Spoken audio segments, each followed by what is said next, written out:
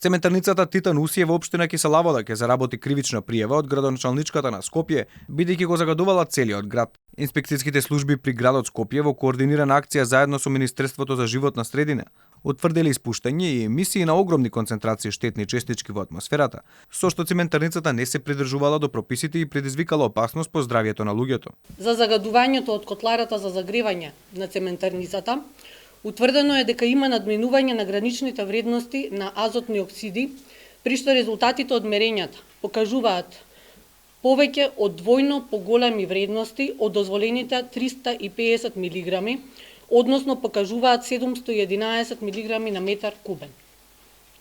Поради ова, како градоначалник на градот Скопје, превземав иницијатива за покренување на кривична постапка против цементарницата Титан Усие. Од скопската цементарница Титан Усие ја демантираат градоначалничката Арсовска. Во соопштение до јавноста тврдат дека контролите на надлежните покажале поинакви резултати. Вонредната контрола од страна на Државниот инспекторат за животна средина, спроведена на 3 и 4 јануари 2023 година во присуство и на инспектори од град Скопје, потврди дека емисиите од производниот процес во цементарница Усие се пониски од дозволените гранични вредности. Производниот процес во цементарница Усие се одвива во законски определените рамки и според еколошките стандарди.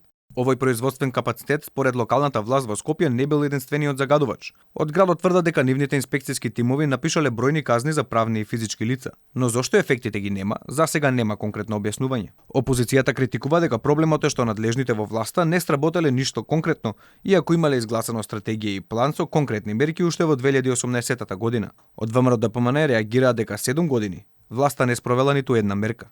Од владата е испратен и документ до собранието со датум од 11 декември 2018 година, каде што стои дека владата на седница донела план за акција и мерки за борба со загадувањето. Но еве, од тогаш до сега ништо нема исполнето. Наместо празни флоскули, СДС со ДУИ доволно е само да почнат да работат според она што самите тие го изгласале и во собранието и во владата како одлуки, преземени обврски, а за сега ништо нема од нив, ниту на локално, уште помалку на централно ниво. Градската власт се разбуди откако Скопје и Македонија повторно се најдоа на неславниот врв на загадувачи во светски рамки.